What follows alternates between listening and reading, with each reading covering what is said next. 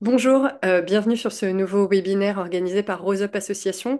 Donc pour celles et ceux qui ne nous connaîtraient pas encore, Rose Up Association est une association qui informe, accompagne et défend les droits des femmes atteintes par tout type de cancer.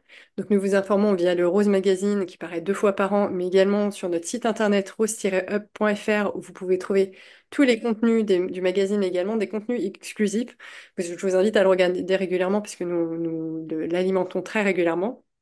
Nous vous accompagnons dans nos maisons Rose Up à Paris et à Bordeaux et en ligne comme aujourd'hui avec ce webinaire. Et nous défendons vos droits en tant qu'association de patients. Pour assurer ces 3 missions, évidemment, nous avons besoin de vous. Donc, n'hésitez pas à faire des dons ou à adhérer à notre association. Ça coûte 30 euros par an. Grâce à ça, vous pourrez recevoir directement les 2 numéros de Rose Magazine directement chez vous. Vous aurez accès également à nos maisons Rose Up, donc en présentiel si vous habitez à côté de Paris ou Bordeaux, ou en ligne. Donc ça s'appelle Ma Maison Rose Up, la maison virtuelle, on va dire. Et puis, vous nous permettrez de défendre vos droits grâce à des plaidoyers. Donc aujourd'hui, le webinaire qui nous intéresse, c'est qui concerne les douleurs liées au cancer métastatique. Et pour cela, j'ai avec moi le professeur Jvetsov. Je vous laisse vous présenter. Bonjour, merci beaucoup. Merci pour l'invitation. Bonjour à tous et à toutes. Donc moi, je suis Gisèle Schwetzhoff, je suis médecin au Centre Lambérard, qui est donc le centre de lutte contre le cancer de Lyon. Je suis oncologue de formation. J'ai exercé pendant une dizaine d'années de manière classique en tant qu'oncologue. Et puis progressivement, j'ai développé une activité de plus en plus centrée sur les soins de support et notamment la prise en charge de la douleur et de la douleur complexe et les soins palliatifs. Donc, je dirige aujourd'hui le département de soins de support du Centre Lambérard qui regroupe classiquement le socle des soins de support de psycho-onco, accompagnement social, nutrition, douleur, soins palliatifs, les chroniques, thérapie complémentaire, etc. Avec une activité donc clinique de recherche et d'enseignement centrée sur la douleur complexe en cancérologie et sur les soins palliatifs. Je suis professeur associé de médecine palliative à l'Université Lyon 1. D'accord, très bien. Alors, on va commencer par la question de base, on va dire. C'est à quoi sont dues les douleurs liées au cancer métastatique? Alors, elles peuvent être dues à plein de choses. Peut-être la première grande différence à faire, et qui est faite maintenant au niveau international, c'est qu'on différencie la douleur du cancer et la douleur des traitements du cancer. Et même quand on a un cancer métastatique, on peut avoir des traitements qui sont des douleurs qui sont dues au traitement, ils ne sont pas dues à la maladie. D'accord. Donc, il y a déjà ces deux grands champs-là. On peut avoir des douleurs des traitements du cancer sans être métastatique, bien sûr. Mais en tout cas, quand on a un cancer métastatique, on peut avoir des douleurs qui sont liées au cancer lui-même ou à ses traitements. Et les douleurs qui sont liées au cancer lui-même, eh ben, elles sont liées au fait que les métastases euh, envahissent les organes dans lesquels elles s'installent et donc l'altèrent et donc viennent abîmer les structures. Donc ça peut être les structures nerveuses, ça peut donner des douleurs neuropathiques, ça peut être les structures osseuses, ça peut donner des douleurs mécaniques parce que quand on appuie dessus, quand on se met en charge par exemple, ça fait mal. Mais le cancer fait aussi libérer tout un tas de médiateurs de l'inflammation. C'est pour ça d'ailleurs que les anti-inflammatoires peuvent être une aide. Et donc cette inflammation en soi peut faire mal. Ça, c'est des douleurs principalement la nuit. Donc voilà, la maladie peut appuyer sur un organe creux comme l'urtère par exemple, les voies urinaires ou les voies digestives. Et puis, on peut aussi avoir une atteinte du cerveau. Et le cerveau, il est dans une zone contrainte, puisque c'est la boîte crânienne. Et donc, ça donne des douleurs, parce que ça crée de l'inflammation dans une zone qui ne peut pas gonfler. Donc, il y a plein de raisons que ça occasionne des douleurs. Et je les cite toutes parce que c'est autant de façons différentes d'agir. Oui, c'est ça. C'est que finalement, pour pouvoir agir sur la douleur, il faut déjà De comprendre d'où. comprendre le mécanisme. Ça, c'est très important. Très Et, important. et du coup, est-ce qu'il y a des mécanismes spécifiques ou des douleurs spécifiques au cancer métastatique ou finalement c'est les mêmes douleurs qu'on trouve pour des cancers localisés? Peut-être la grande spécificité, c'est que on peut avoir mal à plusieurs endroits différents, Mhm. puisqu'on peut avoir Voilà. Alors que quand c'est la tumeur de départ, on a mal à un seul endroit, mais le mécanisme, sinon, n'est pas différent. D'accord. Alors, je vais juste faire une précision pour les personnes qui nous suivent sur Zoom et sur Facebook. Vous pouvez poser vos questions via l'onglet. Alors, si vous êtes sur Zoom, Q&R en bas de votre écran.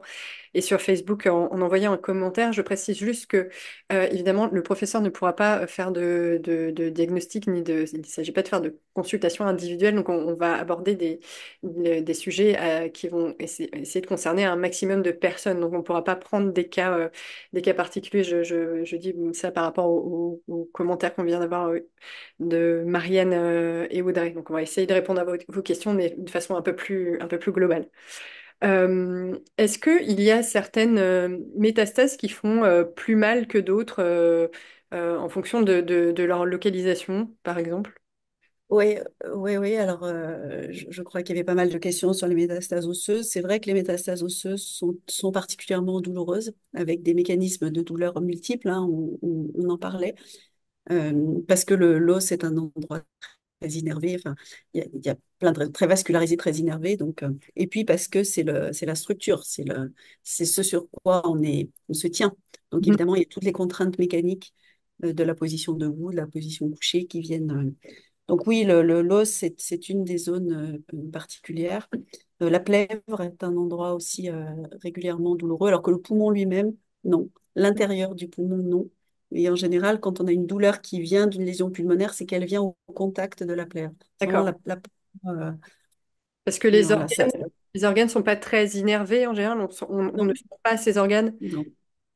Alors, du moins pas son poumon.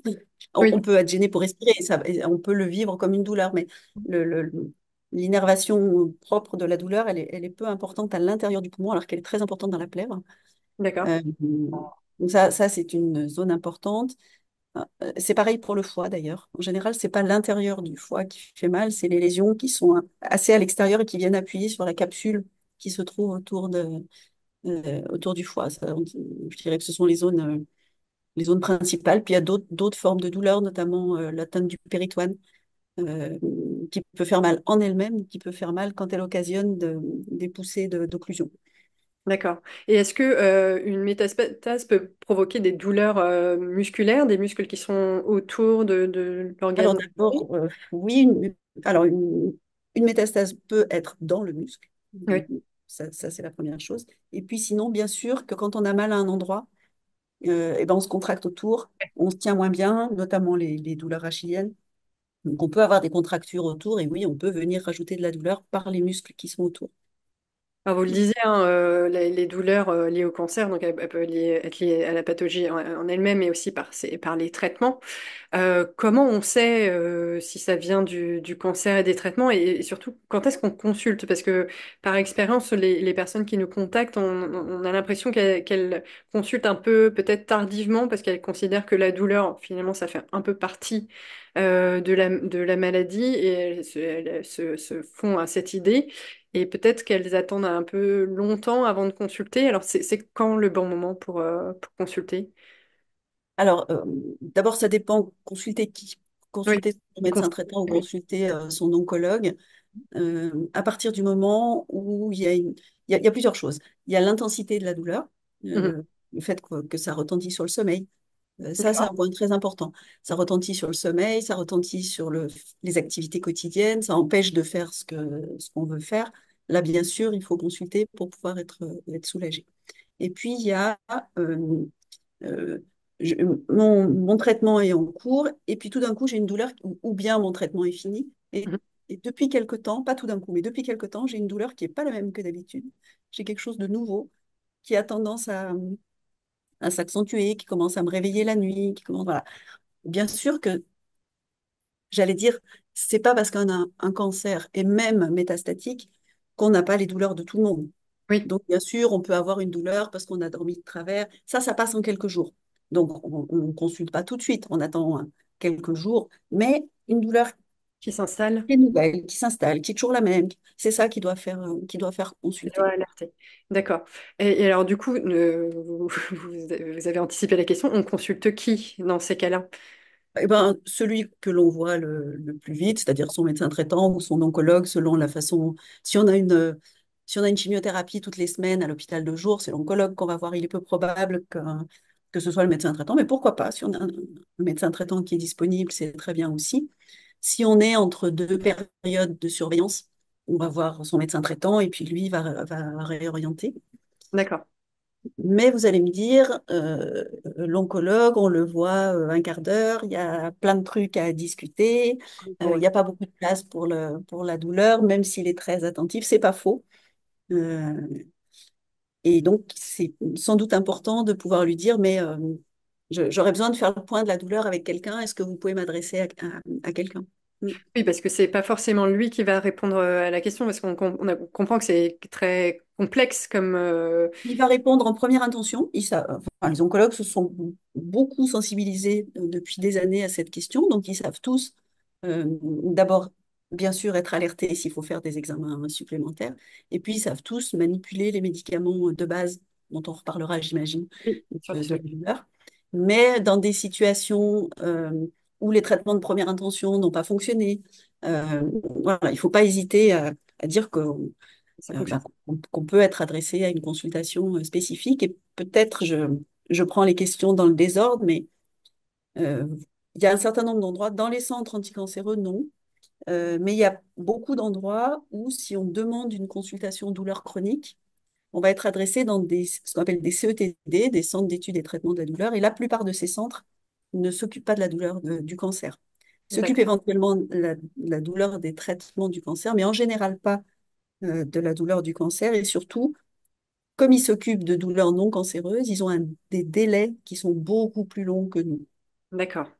Vous pouvez, votre médecin traitant peut vous adresser, on vous donne un rendez-vous dans 6 ou 8 mois. Donc, ça n'est évidemment pas compatible avec la façon dont il faut réagir pour des douleurs du cancer. Vous allez me dire, dans ce cas-là, qu'est-ce qu'on fait? Ça. Eh bien, les personnes qui gèrent la douleur du cancer, ce sont les équipes de soins palliatifs. Mhm. Ça fait souvent peur, c'est un Et terme on en qui fait parlera peur. tout C'est à l'heure. pour ça, je sais qu'on va en parler. Ouais. Mais c'est souvent eux et qui sont les plus à même et les plus pointus sur les traitements de la douleur. Et donc ça, de n'importe quel hôpital a un service de soins palliatifs? Ouais, au minimum une équipe mobile. D'accord. Et on peut demander une consultation comme ça, sans être adressé par un Bon, médecin? l'idéal, c'est que ce soit en lien avec l'oncologue. Mais maintenant, la plupart des oncologues travaillent avec les équipes mobiles sans difficulté, y compris tôt dans la maladie. Voilà, on y reviendra. Alors, avant d'aborder les solutions dont on dispose pour soulager ces douleurs, est-ce qu'il y a déjà dans la vie quotidienne ou dans les comportements qu'on peut avoir au quotidien des facteurs qui peuvent aggraver certaines douleurs? Alors, je vais vous répondre. Je vous demande une seconde. Je coupe ma clim parce que je commence à geler. Bien sûr. Voilà. Alors, des comportements qui aggravent, je ne sais pas si on peut dire ça comme ça, mais en tout cas, il y a des choses qui soulagent et qu'on peut trouver par soi-même. Et selon les gens, ça peut être le chaud, ça peut être le froid. Voilà. Mais ce qui est important, c'est dans la mesure du possible de ne pas s'arrêter de bouger. D'accord. Euh, le- le- il fut un temps où on aurait dit on se met au lit, on attend que ça passe. C'est pas ça qu'il faut faire. Donc, dans la mesure du possible, maintenir un peu de mobilité, c'est des choses importantes. Mais ça peut être contre-intuitif parce que quand on a mal, on n'a pas forcément envie de se mettre en mouvement. Donc, Exactement. Donc, il ne s'agit pas de se faire mal. Un ouais, comportement qui aggraverait, ce serait de se dire, c'est pas grave, je vais y aller quand même, je vais faire la même activité physique que d'habitude, au risque euh, de se faire mal en général, et si on a des lésions osseuses, de faire une fracture. C'est quelque chose qui, selon les situations individuelles, qui est possible. Si on va trop loin, si on tombe, des choses comme ça. Donc, il s'agit de continuer à bouger sans aller au-delà d'une douleur raisonnable. d'accord. Donc ça, on peut le faire soi-même, parce qu'il Hmm. existe des activités physiques adaptées, des APA maintenant. Donc Oui. on peut aussi faire une activité physique Enfin, sans être adapté. au minimum sortir, au minimum quand c'est possible, essayer de prendre les escaliers, au minimum quand même promener le chien si c'est pas un gros labrador qui va partir en courant et que vous allez voler derrière en tenant la laisse. Mais en tout cas, ce que je voulais dire, c'est que se dire il faut pas que je bouge parce que mon squelette est fragile, parce que c'est Mhm. pas bon, parce que pour deux raisons, parce qu'il faut autant que faire se peut, garder de la masse musculaire. Ça, c'est Et la deuxième raison, c'est parce que le mouvement en lui-même est antalgique. D'accord. On le sait, hein, on est un peu ankylosé, on bouge C'est son ça. épaule. Et il y a un effet antalgique du mouvement en lui-même. D'accord.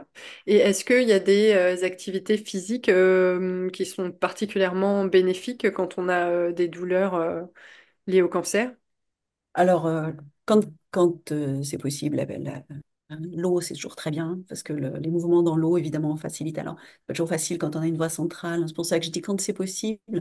Mais en tout cas, les mouvements dans l'eau, c'est toujours bien, à condition de ne pas s'embarquer toute seule, là où on n'a pas pied, à la mer, et alors que tout d'un coup, on est gêné par la douleur et qu'on n'arrive pas à revenir. Donc, il faut penser à ça. Mais sinon, l'eau, c'est toujours bien. Le vélo, et en particulier le vélo d'appartement, si on a peur voilà, de s'embarquer seul, c'est toujours très bien. La marche, et notamment la marche nordique Avec les avec les bâtons. bâtons, voilà, c'est toujours bien. Ça, il n'y a pas de risque. Tout D'accord. ça, il n'y a pas de risque. Le reste, c'est bien de le faire valider avant, en fonction de la situation de chacun. Et donc, les profs d'APA sont très bien pour ça. Il y a un grand engouement en ce moment autour du yoga et du pilates. C'est des activités qu'on peut... Alors, le yoga, c'est parfait. Enfin, le yoga pilates, c'est très bien, à condition d'être accompagné par quelqu'un qui sait ce que vous avez et qui adapte les mouvements. Donc oui, mais en activité physique adaptée, D'accord. Alors, jusqu'à être capable de se débrouiller tout seul. Mais oui, mais au moins de connaître les mouvements et de ne pas se faire mal. c'est Euh, ça. alors, on va aborder la partie qui nous intéresse le plus, c'est les solutions. De quelles solutions on dispose actuellement? Est-ce qu'elles sont uniquement médicamenteuses? Est-ce qu'il y a des pratiques complémentaires qui peuvent soulager? Ouais, il y a plein d'axes possibles. Si on veut les décliner les uns après les autres, premièrement, le traitement du cancer, évidemment, est en soi un traitement de la douleur du cancer. Et c'est d'ailleurs comme ça. Alors, quand on a je prends l'exemple du cancer du sein qu'on a découvert à la mammographie, évidemment, on n'avait pas de douleur avant. Donc, quand on a la chimio, on est malade de la chimio. Elle est faite pour qu'on soit plus malade après, mais pendant qu'on l'a, on se sent malade de la chimio. Tandis que quand on a des métastases qui sont douloureuses, quand la chimio commence à marcher, on va mieux, on a moins mal. Donc Parce que bien sûr, parce que la parce tumeur, que exactement, exactement.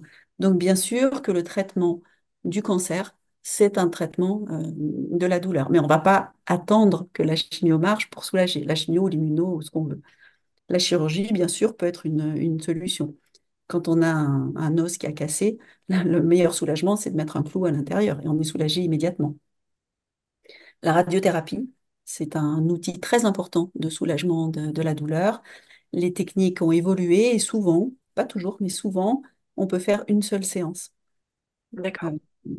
euh, notamment sur les os longs, notamment, alors des fois un peu moins sur les vertèbres, mais notamment sur les os longs. Ça dépend de chaque situation. Donc on peut Hmm. être amené à faire soit une seule séance, soit 5, soit 10, ça dépend un peu. Et il peut y avoir un moment à la fin de la radiothérapie où la douleur augmente avant d'être soulagée. D'accord, il y a un effet rebond, une Il sorte peut y d'effet. avoir un effet rebond du fait de l'inflammation liée au rayon, donc il faut le savoir parce que ça peut surprendre.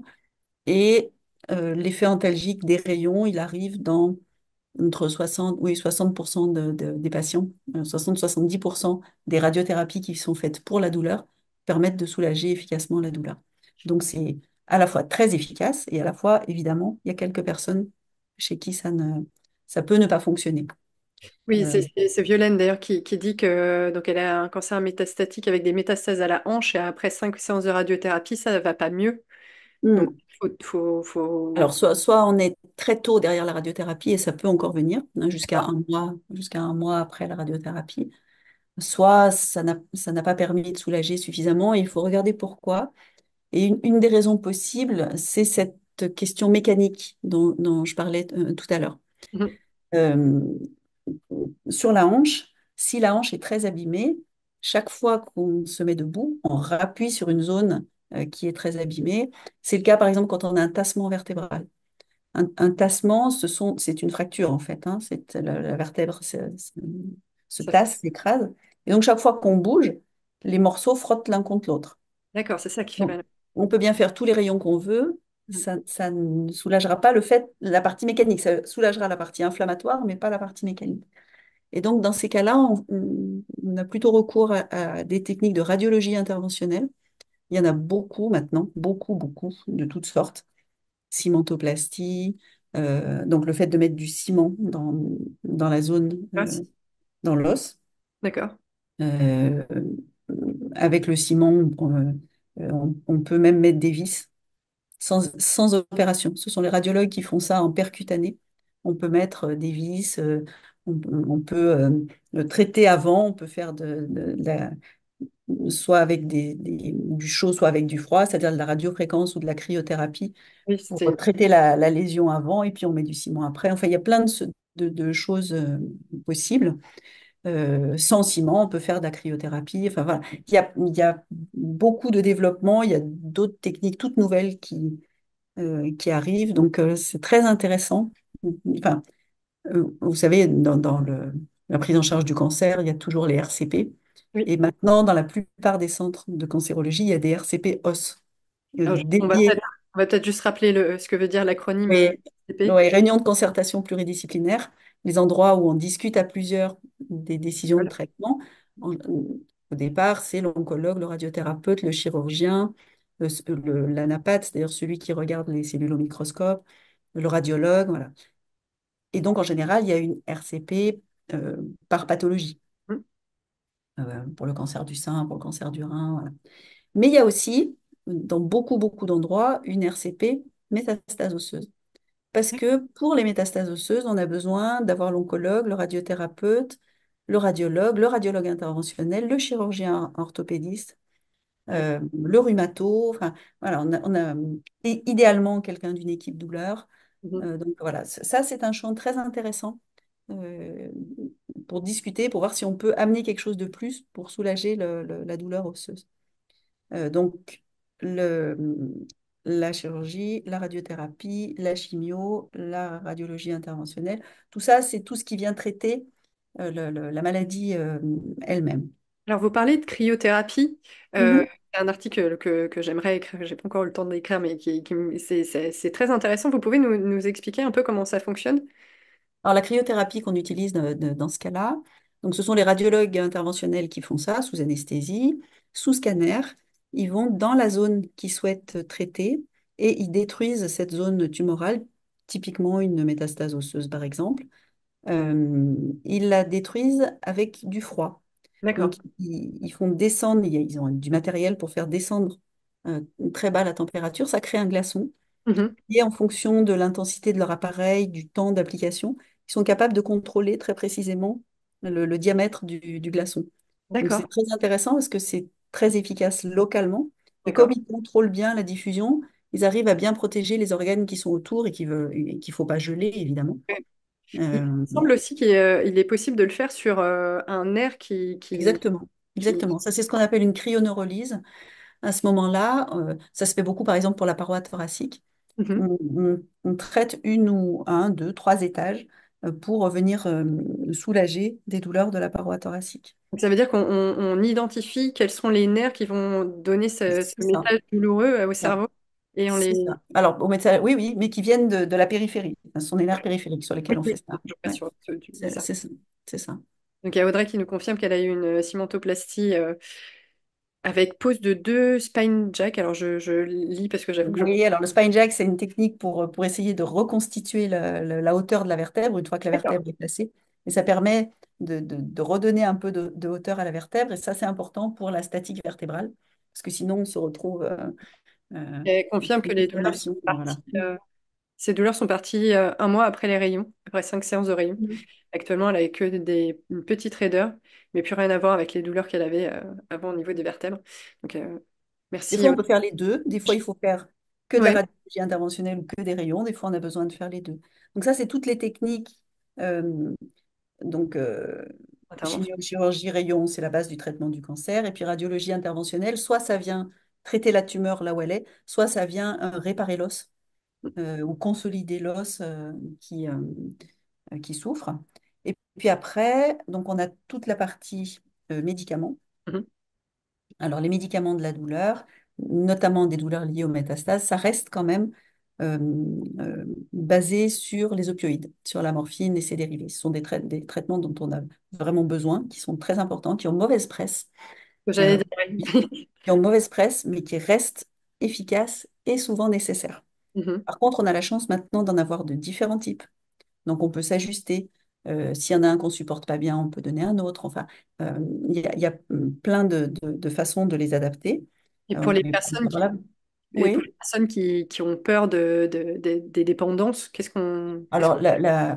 la dépendance, c'est quelque chose qui survient quand on laisse le traitement alors qu'il n'y a plus de douleur. D'accord. Hein, c'est vraiment, Si on est bien suivi, il n'y a pas de raison pour que si ça on est arrive. bien suivi, il n'y a pas de raison pour que ça arrive. Et ce qu'il faut différencier de la dépendance, c'est le fait que si on arrête brutalement, on a des signes de sevrage. Ça, c'est obligatoire. Enfin, pas obligatoire, mais fréquent. Ça ne veut Mhm. pas dire qu'on est devenu dépendant et qu'on ne pourra plus jamais s'en passer. Ça veut juste dire qu'il faut baisser progressivement.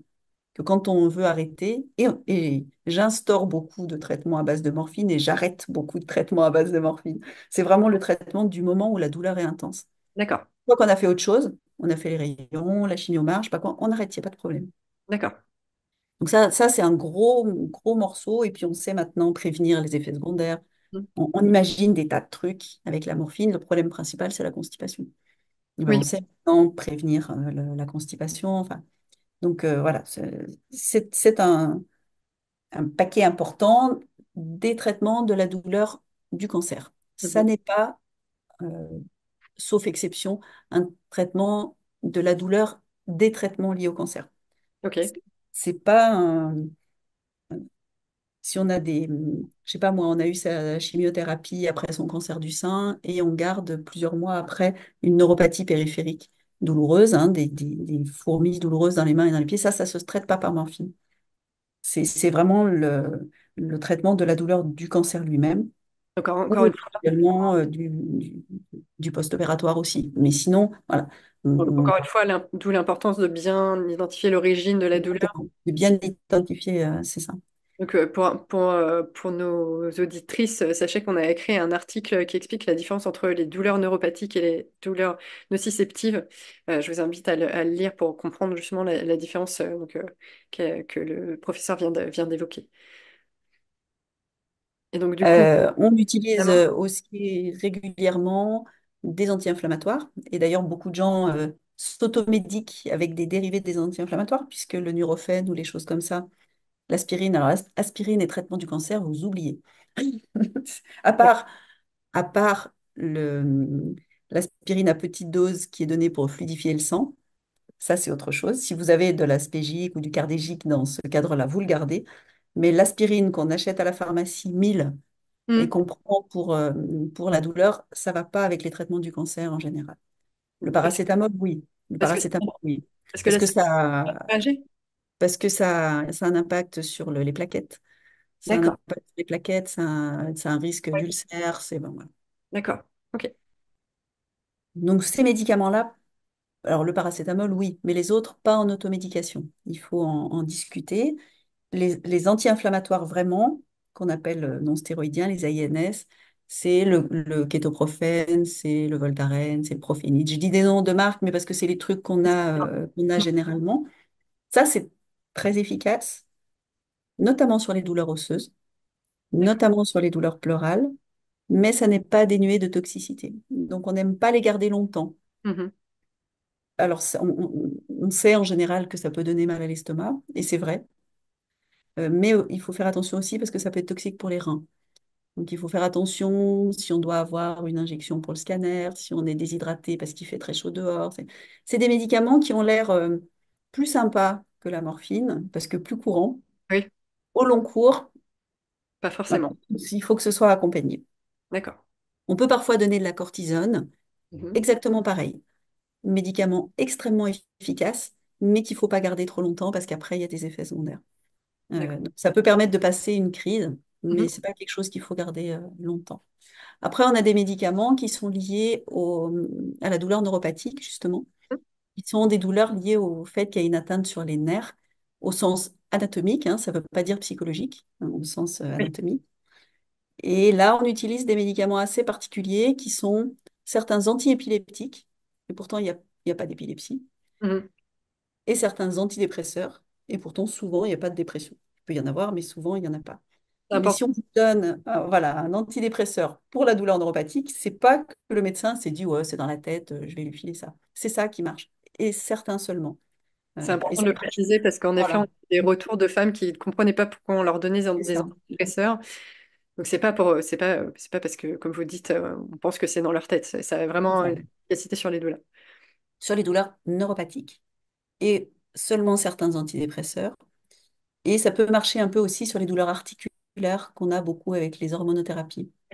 Donc ça, c'est quelque chose qui peut être intéressant. Il peut y avoir des interactions médicamenteuses. Donc il faut vraiment bien vérifier avec son oncologue en fonction de l'hormonothérapie qu'on a, si c'est possible ou pas. Après, il y a toujours dans la partie médicaments, après, il y a des médicaments qu'on va appeler de recours. C'est-à-dire quand tout ça, ça n'a pas marché, euh, est-ce qu'on a besoin d'autres choses? Il y a des traitements en intraveineux, voilà. Mais ça, c'est la base. Ça, c'est la base. Une autre chose dans la base, pour les douleurs neuropathiques, quand elles sont localisées, par exemple au niveau d'une cicatrice, par exemple au niveau des mains et des pieds, on peut faire des traitements locaux, soit à base d'anesthésiques locaux, soit à base de patcho, à l'extrait de piment. C'est Oui, bizarre d'aller mettre du piment là où on a mal, mais ça marche remarquablement. Et ça, c'est 1 heure de traitement tous les 2 à 3 mois. Donc, c'est quand même extrêmement intéressant. en effet. C'est plutôt un traitement des douleurs liées à la chimiothérapie ou liées à la chirurgie. C'est assez rarement un traitement de la douleur du cancer. D'accord. Ok. Donc, c'est pas un... C'est la Ouais, capsaï. c'est la Ah, capsaïcine. d'accord. C'est ça. Il y a même des fois où on va utiliser pour la douleur neuropathique, ça peut paraître surprenant, la toxine botulique. Oui, on en avait parlé dans un de nos papiers, en effet. Voilà. Et de plus en plus, les traitements qu'on appelle de photobiomodulation, la PBM, donc les traitements par une exposition à certaines longueurs d'onde de lumière, ça, ce sont des traitements qui vont gérer, par exemple, le- la mucite quand on a des rayons, ou la brûlure cutanée quand on a des rayons, ou certaines douleurs séquelaires. On ne traite normalement pas une douleur du cancer sur une métastase avec de la PBM. Il y a toujours une arrière-pensée que ça puisse faire progresser la lésion. Voilà. Mais ça, c'est un axe de développement très, très à la mode. C'est Oui. encore peu accessible, mais c'est quelque chose qui se développe beaucoup. Il y a pas mal d'études qui démarrent là-dessus. En effet, on vient la semaine dernière, je faisais un webinaire avec le docteur Lemaire Bah sur oui, qui est le le plus, voilà, qui est très un avancé. des plus en avance là-dessus. Oui. Donc c'est pareil, si vous voulez des informations sur la photobiomodulation, on a écrit quelques articles sur le sujet, n'hésitez pas à regarder sur notre site internet. Mais en effet, comme vous le disiez, pour l'instant, les centres commencent à s'équiper, mais il y a C'est ça. encore très répandu. C'est pas très répandu. Et puis, il y a encore des techniques médicamenteuses très particulières pour des douleurs très complexes sur lesquelles on va aller mettre les médicaments dans le liquide céphalorachidien. Voilà. Bon, ça, c'est des traitements de recours, mais qui peuvent être très intéressants à des moments donnés. Tout ça, c'est la partie médicament. Mm. Après, il y a toutes les thérapies non médicamenteuses. Et donc, on peut proposer des tas de choses pour aider à prendre en charge les douleurs. Quand c'est une douleur du cancer, une douleur de métastase, c'est rare que les thérapies complémentaires suffisent à elles toutes seules. D'accord. Mais l'association médicaments-thérapie complémentaire, c'est vraiment intéressant. Et dans celle-ci, alors, c'est pas très juste de le mettre là, mais on a parlé de l'APA tout à l'heure, l'activité physique adaptée. Mais il peut y avoir tout ce qui est euh, kiné avec le fait de mettre une attelle, le fait parfois de mettre un corset, on n'a jamais envie. Mais il y a plein de situations où le corset soulage beaucoup. Ensuite, il y a tout ce qu'on va appeler les techniques psychocorporelles, la relaxation, la sophrologie, toutes ces choses-là. Euh, tout ce qui est autour des techniques de psychothérapie de toutes sortes. Le soutien psychologique, bien sûr, mais aussi l'hypnose, mais aussi la méditation, mais aussi la réalité virtuelle, mais aussi voilà, toutes ces choses-là ont une place très importante. Et puis des choses plus inattendues, comme l'art-thérapie, comme voilà, il y a plein de choses qui peuvent avoir un impact direct sur la douleur, et pas seulement parce que ça détourne l'attention, D'accord. mais parce que ça mobilise dans le cerveau les capacités propres du cerveau à gérer la douleur. D'accord. Oui, j'avais écrit un article il y a quelques années justement sur comment on peut mobiliser consciemment son cerveau pour qu'il nous donne un coup de main parce qu'il finalement il sait lui-même C'est pas mal de choses, ouais. Mm. produire des pseudo-médicaments. Donc on peut le, alors, c'est pareil, aller regarder sur notre site internet. Mais c'est ce que vous venez de dire, c'est la Ouais. méditation, la cohérence cardiaque ou des choses comme ça Alors, qui peuvent toutes ces choses-là, l'hypnose, et on peut apprendre à faire de l'auto-hypnose. Et alors, il y a Elisabeth qui nous demande si l'acupuncture est peut-être efficace. Oui, exactement, j'allais en parler. C'est très intéressant, l'acupuncture et ou l'auriculothérapie, qui ne sont pas tout à fait les mêmes techniques, hein. Vous savez, c'est stimulation sur l'oreille ou Et de tout le... stimulation sur les méridiens d'acupuncture. Oui, c'est très intéressant. D'accord. Là aussi, sur des douleurs directement liées au cancer, peut-être ça ne va pas suffire tout seul, Mhm. mais en tout cas, ça peut beaucoup améliorer les choses et ça peut être très intéressant sur les douleurs liées au traitement. Je dirais même sur les symptômes en général liés au traitement, que ce soit certaines douleurs, comme les neuropathies dont on a parlé tout à l'heure, mais ça peut être très, très aidant sur les douleurs articulaires, Mhm. sur les bouffées de chaleur, sur les nausées, vomissements. Enfin, c'est vraiment très intéressant. Mhm. Et la réflexologie, on a des... On a moins d'études. Ouais. L'acupuncture et ce qui est très documenté, où il y a eu plein de publications, notamment américaines, acupuncture, auriculothérapie, yoga et tout ce qui est méditation de pleine conscience et hypnose. Ça, c'est très clair. Il y a beaucoup d'études et elles vont toutes dans le même sens. Ça améliore la douleur, ça améliore les symptômes en général, ça améliore la qualité de vie.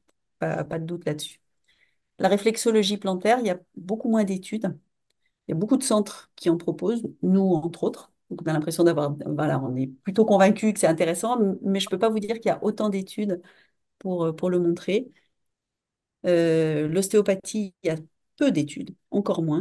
Mhm. Et il faut faire attention aux manipulations qui craquent quand on a des métastases osseuses. Alors, il y a une grande question justement autour du kiné, des massages, de l'ostéo quand on a des métastases osseuses. Alors, le massage, il n'y a pas de problème si c'est pas un massage taille qui vous écrase. Mais, et puis, les kinés savent tenir compte des zones. D'accord. L'ostéopathe, il faut faire attention, pas des manipulations qui craquent. D'accord. Des Donc là, choses très, très douces, mais pas des manipulations qui craquent, hein. On y a des risques de fracture. alors, il y a Violaine qui pose une très bonne question, c'est que c'est comment on choisit ces spécialistes, parce que acupuncture, réflexologie, même ostéopathie, il y a pas, c'est pas des professions très réglementées. Eh oui, Donc, vous avez raison. Vous avez raison. C'est une des grandes difficultés. Et pour l'instant, on n'est pas capable de proposer des registres de gens avec des diplômes validés. C'est une question centrale, par exemple, pour les naturopathes. Il y oui. a des gens très bien et il y a des charlatans. Il faut dire les choses comme elles sont. C'est une des spécialités, enfin, c'est pas une spécialité d'ailleurs. Il y a zéro diplôme officiel, zéro. Les ostéos, c'est pas reconnu en tant que médecine remboursée, mais il y a des écoles qui sont connues, etc. Naturopathe, rien. Et du coup, il y a tout ce qu'on veut, et c'est là ont été signalés le plus de dérives sectaires. Mhm. Pour autant, je ne dis pas qu'il n'y a pas de naturopathes qui sont intéressants, Bien mais sûr. du coup, c'est difficile et il faut faire attention. Mhm. Plus on vous demande de payer cher et plus on vous demande d'arrêter les traitements que vous prenez par ailleurs, plus il faut se méfier. Alors, il y a Lynn qui demande pour le drainage lymphatique. Il n'y a pas de contre-indication particulière non plus. Il peut y en avoir. Euh, euh, il faut vérifier auprès de son médecin qu'on n'a pas de thrombose récente. Si vous D'accord. avez une phlébite récemment, il faut faire attention, ou du moins il faut le signaler. Là Mhm. aussi, les kinés savent ça. Mais même quand on a, par exemple, dans le cancer du sein, on peut avoir des atteintes cutanées et ganglionnaires qui font que le bras gonfle. Oui, Il peut quand même y avoir du drainage lymphatique, on peut au minimum mettre des bandes, enfin, oui, non, il n'y a pas de contre-indication. pour les lymphodèmes notamment. Oui, sauf thrombose récente où il faut faire attention. Il y a une question concernant la thalassothérapie. Est-ce qu'elle peut aider? Est-ce qu'il y a des thalassothérapies qui sont plus ou moins spécifiques des douleurs du cancer? Est-ce que ça peut aider? Alors, il y en a pour les douleurs liées au traitement du cancer. Mhm. Alors, thalasso, c'est quand même, thalasso, c'est bien-être. Si vous voulez que ce soit plus... Sinon, on parle de cure thermale. C'est plutôt la cure thermale dans la durée. C'est tout à fait possible, surtout pour les douleurs liées au traitement, les neuropathies, les atteintes de la peau, les douleurs articulaires. Et donc, il y a des cures qui sont proposées, soit vraiment ciblées post-cancer. Dans ce cas-là, il y en a plusieurs qui sont ciblées sur la peau et les cheveux. Donc, si on a des douleurs articulaires, il vaut mieux en choisir une plus rhumato. Euh, c'est pas impossible, y compris avec des métastases, mais il faut vraiment le dire au médecin de la cure et il faut voilà, adapter la prise en charge. Mhm. Il faut faire attention aussi si on a une insuffisance cardiaque. On peut avoir une insuffisance cardiaque liée aux chimiothérapies, par exemple. Et dans ce cas-là, il faut faire attention avec l'eau chaude, les gels, les machins. Donc, faut le dire au médecin. Mais ça peut être tout à fait intéressant. D'accord. Pour information, encore une fois, sur notre site internet, je suis désolée, je fais beaucoup de pubs pour notre site internet, mais si vous ne connaissez pas la différence entre thalasso et cure thermale, on a un article où on explique la différence. Et on vous a fait aussi une sélection on vous fait régulièrement en fait, des sélections de cure thermale suivant justement les problématiques. Alors, on parlait de rhumatologie. La rhumatologie peut aider dans les douleurs liées au cancer. Alors, oui, parce qu'on peut faire certaines infiltrations parfois, D'accord. dont on peut avoir besoin. Oui, parce qu'il y a toute la part traitement de prévention et traitement de l'ostéoporose qui peuvent être intéressants. Et il y a plein de raisons d'avoir de l'ostéoporose quand on a des traitements du cancer. Justement, Euh, c'est Isabelle qui dit si ça peut apporter, qui demande si ça peut apporter quelque chose en cas d'ostéopénie. oui, oui, ça peut. Oui, oui, tout à fait. C'est le rhumato qui va faire ça, oui. Mm. D'accord, très bien. Et parce qu'elle se Tout à posait la fait. question, parce qu'en effet, son oncologue lui a dit de consulter un rhumatologue, mais pour elle, elle l'associait au rhumatisme. C'est Non, pas... non, non, non. Le traitement, le spécialiste de l'ostéoporose, c'est le rhumato. Ou de l'ostéopénie, quand il n'y a pas encore d'ostéoporose, c'est le rhumato. Mm. Donc c'est logique. Donc on était dans les approches non médicamenteuses. Est-ce qu'il y en a d'autres? Je pensais notamment au cannabis thérapeutique qui est en expérimentation dans les douleurs liées au cancer. Oui. Alors, le cannabis, l'expérimentation elle-même, elle est terminée. Donc, les patients qui ont été inclus peuvent continuer, mais on ne Oui. peut pas le proposer à de nouveaux patients. Et il y a eu plein d'indications qui étaient possibles, dont les douleurs du cancer. Mm. Et c'est du cannabis, c'est-à-dire un mélange CBD-THC. C'est la plante entière. Il y a toujours un petit peu de THC. Alors, on n'a pas encore les résultats d'expérimentation, mais ce qu'on sait du cannabis en général, dans toutes les études qui ont été faites, c'est que ça marche un peu dans les douleurs neuropathiques. Et pour ça, il faut qu'il y ait un peu de THC. Le Mhm. THC, c'est celui qui vous empêche de conduire, c'est celui qui a un impact sur les fonctions cognitives, c'est celui qui est utilisé en récréatif. Ouais.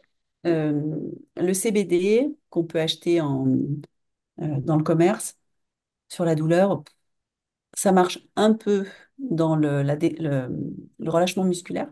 Mhm. Donc ça peut avoir un intérêt par ce biais-là. Ça marche pour ouvrir l'appétit. Ça peut marcher sur les nausées et vomissements, sur la douleur, et en particulier la douleur du cancer, franchement, c'est très souvent le cannabis. Et c'est cohérent avec ce qui est publié, hein. C'est pas, malheureusement, c'est pas un traitement miracle de la douleur du cancer. Et il y a plein d'interactions médicamenteuses Ah oui. avec les hormonothérapies, avec certaines chimiothérapies, avec certaines immunothérapies. Mhm. Donc il faut faire attention, il faut simplement le dire, hein, parce que beaucoup de gens en prennent. Donc, mais franchement, il y a beaucoup de commerce dans le cannabis. Ouais. Hélas, j'aurais préféré vous dire autrement. Bon. Oui, on insiste beaucoup sur les interactions médicamenteuses parce qu'on sait que beaucoup de patients atteints de cancer utilisent de l'aromathérapie ou de la phytothérapie. Encore une fois, c'est pas parce que ça vient de plantes ou que c'est naturel que c'est Absolument. forcément inoffensif. Donc ça peut avoir des interactions avec vos traitements. On a écrit aussi pas mal d'articles dessus. Donc parlez-en vraiment à vos médecins pour être sûr que ça n'a pas d'impact, c'est pas d'impact sur vos traitements. Ça, c'est un point très, très important, très important. Euh, pour que ça marche, c'est que c'est absorbé. Que ce soit par voie nasale, où l'aromathérapie est très volatile, ou que ce soit quand on le prend par la bouche, et même quand on l'applique sur la peau. Si ça marche, c'est que c'est absorbé. Ce sont des molécules, donc elles passent dans le foie, et donc elles peuvent interagir avec les autres.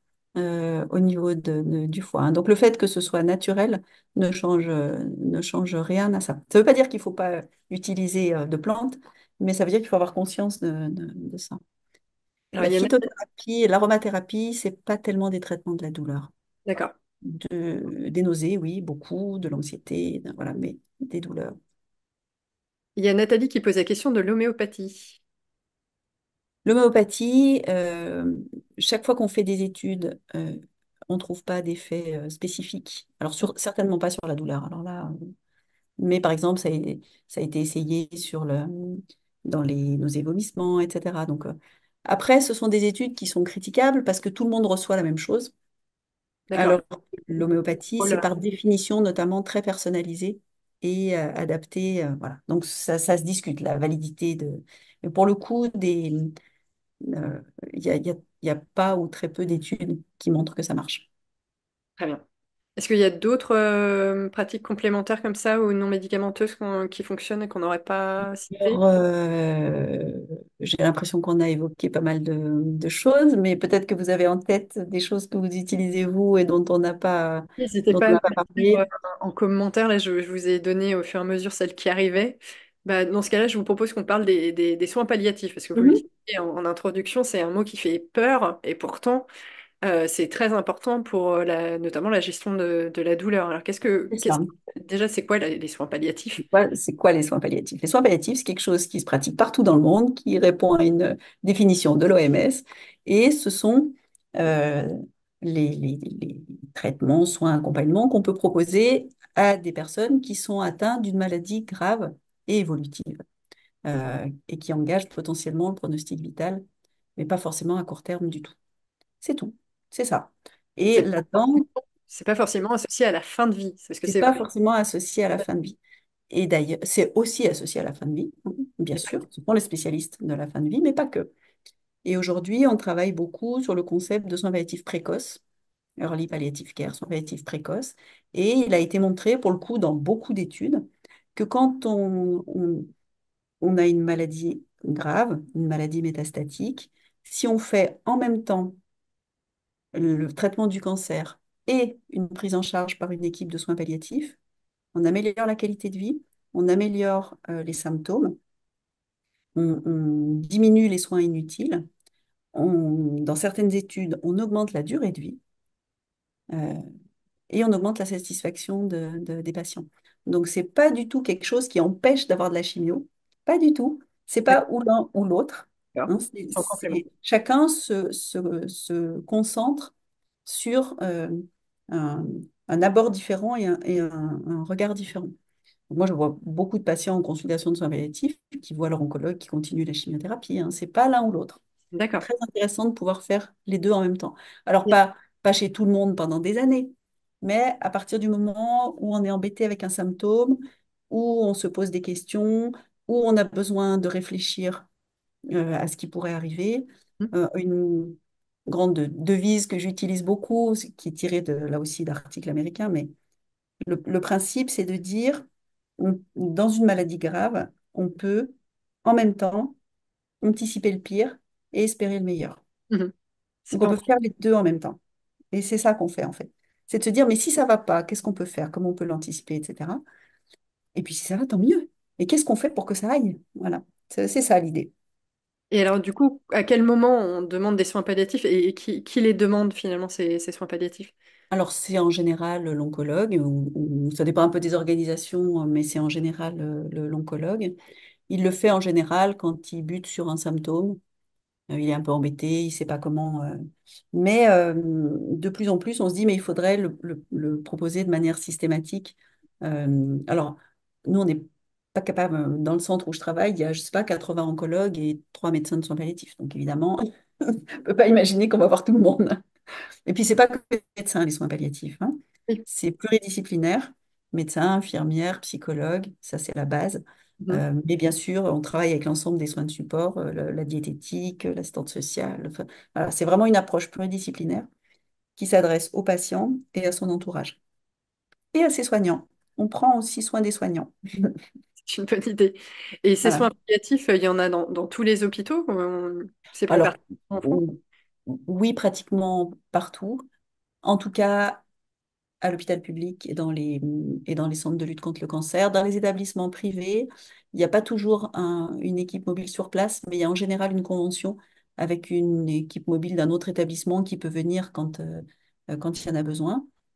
En soins palliatifs, on peut faire venir une équipe mobile un jour où vous êtes là, par exemple D'accord. si vous êtes hospitalisé. On peut programmer une consultation.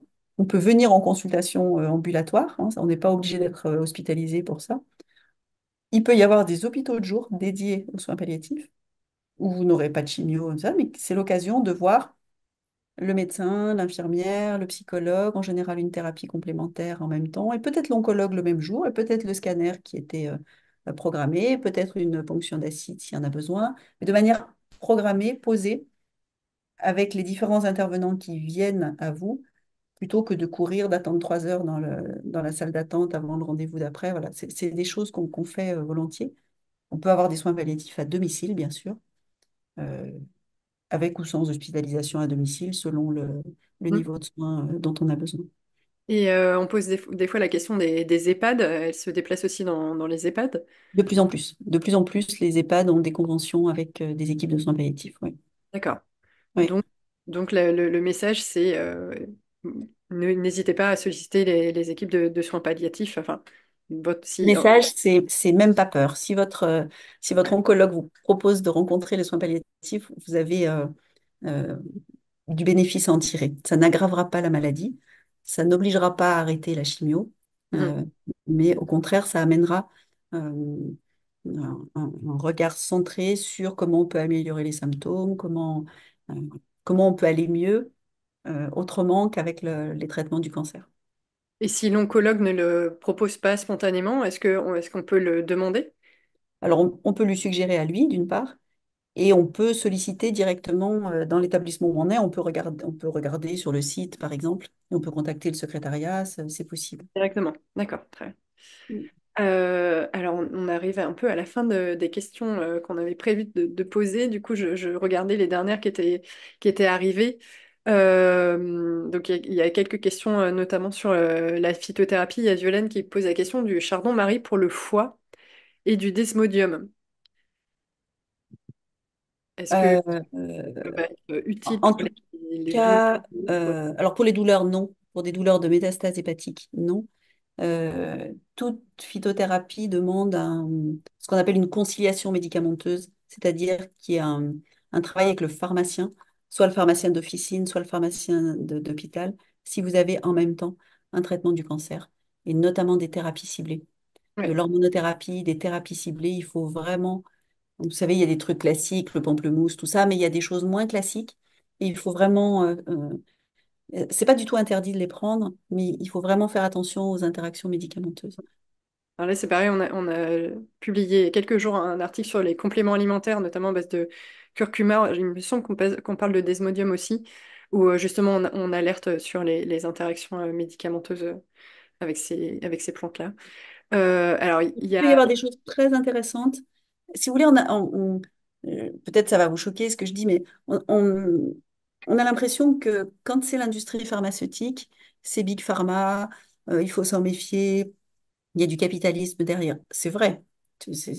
Mais c'est aussi là que se font le- le- la recherche, notamment sur les nouveaux traitements du cancer, et c'est extrêmement encadré. mais, contrairement aux compléments alimentaires. Dans les compléments alimentaires, il y a de l'industrie, il y a de la recherche de bénéfices, il y a du commerce, il y a aussi des choses bien, mais pas d'encadrement.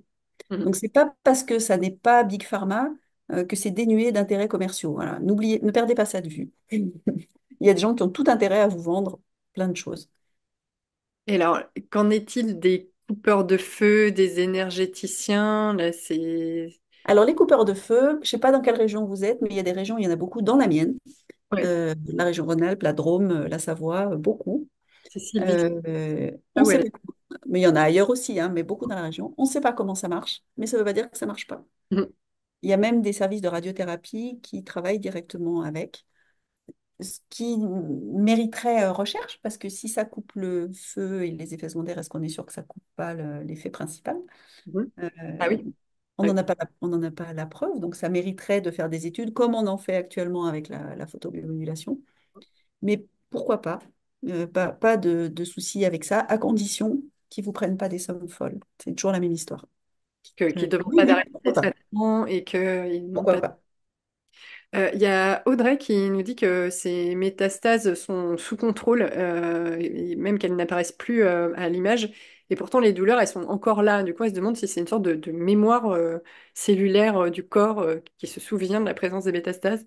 Non, c'est pas ça, mais c'est plutôt dans quelle mesure elles ont abîmé un peu Mhm. le squelette et que du coup il reste des contraintes mécaniques, il reste des contraintes neurologiques. C'est plus ça en fait en général. Alors la mémoire de la douleur, ça existe, mais c'est assez particulier. Mhm. C'est souvent des trucs après chirurgie, enfin voilà. D'accord. Mais Alors, il y a Violaine qui est intéressée par les soins palliatifs, mais elle dit que dans les petits hôpitaux, ça reste difficile d'y avoir accès. Dans ce cas-là, il faut se rapprocher d'un grand centre. Comment sont organisés alors les... quand même, ça s'est beaucoup développé dans beaucoup d'hôpitaux. Parfois une seule équipe pour plusieurs hôpitaux, c'est vrai. Vous Mhm. pouvez, vous pouvez aller sur le... Alors, c'est pas toujours très à jour, mais vous pouvez en tout cas, il y a une cartographie normalement sur le site de votre réseau régional de cancérologie. D'accord. Normalement, vous pouvez, alors plus ou moins selon les régions, il y a une cartographie sur le site de l'ASFAP, la Société française d'accompagnement et de soins palliatifs. Alors, comme toujours, les trucs écrits, ça se périme et des fois, c'est plus le bon. Mais enfin, ça fait partie des endroits où on peut trouver des ressources. Mais votre réseau régional de cancérologie, normalement, c'est un bon endroit pour aller chercher les Enfin, ressources. Mm. très, très bien. Il me semble qu'on a fait à peu près le tour des questions. Je suis désolée pour les questions, encore une fois, qui sont très spécifiques. On ne va pas pouvoir les poser pendant ce webinaire. On vous a fait un bel éventail, je pense, des solutions qui sont possibles. On l'a bien compris, hein, les douleurs du cancer sont très complexes, donc il faut déjà identifier l'origine de la douleur pour pouvoir la soulager. Est-ce que vous vouliez rajouter quelque chose pour clôturer ce webinaire? Peut-être ce qu'on peut dire, vous avez vu que le panorama est très large. Ce qu'il faut garder en tête, c'est qu'il y a plein de solutions possibles. Donc, c'est pas une fatalité. Ça, c'est la première chose. Et c'est pas que une question de médicaments, c'est aussi une question de médicaments, mais pas que. Et que comme il y a plein de choix, on trouve aussi ce qui convient à chacun. C'est-à-dire, il y a des choses auxquelles certains patients adhèrent beaucoup et d'autres pas. Donc, on peut s'ajuster. C'est des choses qui vont et qui viennent au fur et à mesure de la maladie. C'est pas parce qu'on a une douleur importante à un moment qu'elle va forcément rester. Et il y a un certain nombre de situations de douleurs complexes. Et dans ce cas-là, il faut être vu par une équipe spécialisée. Et l'équipe spécialisée, c'est souvent l'équipe de soins palliatifs. Très bien, je pense que le message est bien passé. Merci beaucoup, professeur, pour d'avoir pris le temps de répondre Merci à vous. questions. J'espère que les participantes auront eu la réponse à leurs questions. Je rappelle que ce webinaire vous a été proposé gratuitement par Rose Up Association pour nous permettre de continuer à faire ce genre de webinaire. Nous avons besoin de vous, donc n'hésitez pas encore une fois à faire un don ou adhérer à notre association. Merci encore, professeur, et bonne Merci à vous. journée à tous. Au Bonne revoir. journée. Au revoir.